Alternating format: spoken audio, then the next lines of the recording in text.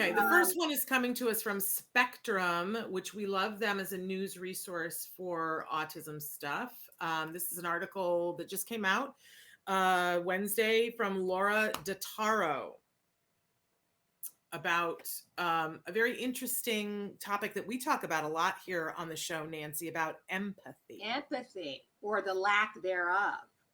Well, I don't know about you. I mean, I think I know you well enough to know what your answer to this. There's been this myth that people who are on the autism spectrum don't have empathy. Can we say what we think about that, Nancy? Yeah, I don't subscribe to that belief.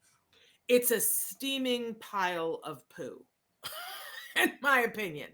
I think that theory came from people who are unable to look at things in a multi-view world. But finally, someone came along, a researcher came along, Jeff Bird, and he said, you know what if it's not that? What if it's something else? What if people, right? Christine says that's so not true. It is so not true. And if you spend any time with a person on the spectrum, you learn that a lot of times it's their empathy is heightened.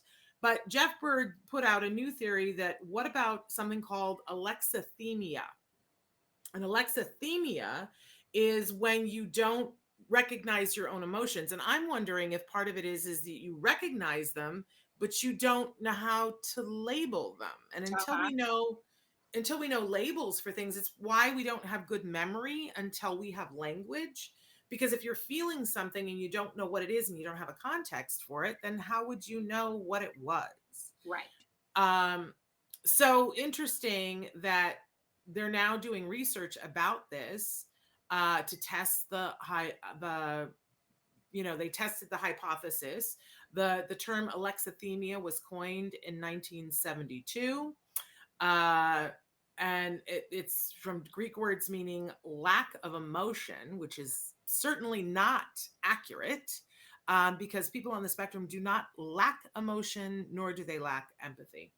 But what did you think about this, Nancy? Well, I thought his hypothesis, the solution to the riddle, what if instead of lacking empathy, some autistic people can't recognize their own emotions, which is alexithymia? Wouldn't that impair their ability to share someone else's, which it certainly would? Yes. And they're hoping that doing research on this and showing this is going to lead to better outcomes of people being more empathetic when working with individuals on the autism spectrum. Because if Right. you think that somebody doesn't have empathy, then how you approach them is different than if you think that they do.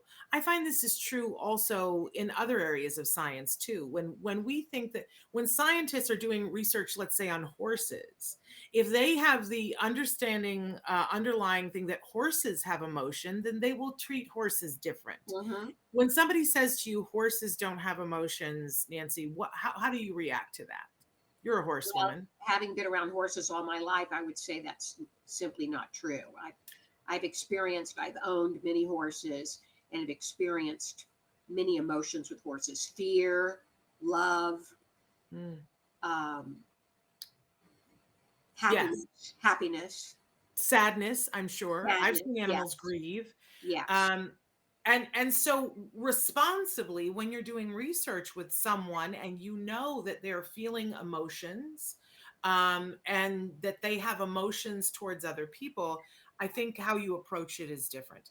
They're saying that it's possible that many people on the spectrum have this alexithymia, and that knowing that there are ways to treat alexithymia to help people to be able to recognize their emotions.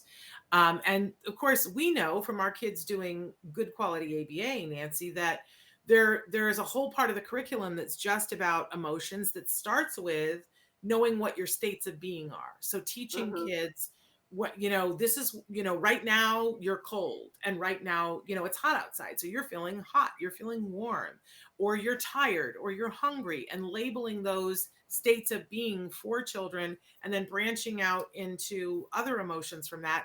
And while doing that, helping them to recognize it in other people.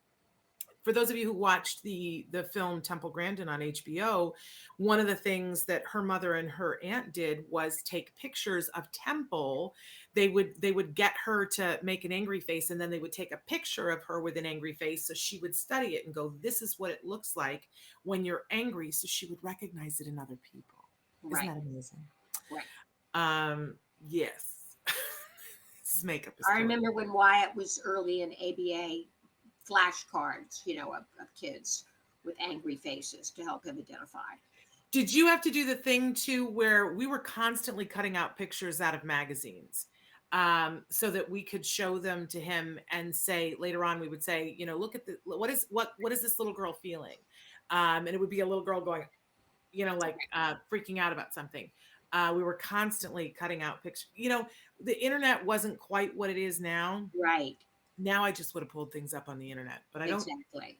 I don't think maybe Google was there and I didn't know it. Uh-huh. And certainly I didn't know about Google Images back then. Right. But if you're teaching a kiddo something like this, showing them the pictures and languaging it yourself while you're talking about it helps them to understand what it is. And it's not something that happens overnight. It takes some time. But you know, I think both Jem and Wyatt are very adept at knowing what their states of being are. And I've been with both Jem and Wyatt when they've told me that I should calm down, that I was getting upset.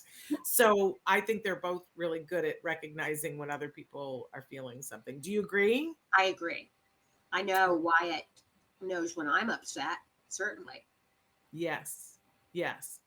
And Wyatt and Jem are both really, I think, caring individuals who care about others and notice when other people are in distress. Right. I know when I have cried on occasion in front of Wyatt, he has expressed a lot of concern. Don't be sad, Mom. Oh yeah. And I've been with him through a lot of different things. I mean, I was with you guys when Reed passed, and to watch him deal with those emotions, not only for himself but of the people around him. You know, you cannot convince me ever that folks on the spectrum. Oh, somebody just came into your picture behind you. That's Andrea. Sorry. That's okay. Oh, she's getting a Grabbing dog. Hi, Casey. Casey. Casey, Casey. Casey, say hi. And hi, Andrea. We'll get Cheese in here in a minute. There she is. Yeah, there's Casey. Hi, Casey. Hi, Andrea. Hello. Casey is our special needs dog. She's on a holistic health regimen because she has Oh. sluggish gallbladder and liver. So we have to pulverize her medicine every day, put it Wow. in broth in a medicine dropper, and force feed it to her every day. That's some devotion and dedication. But that's what we do for our animales.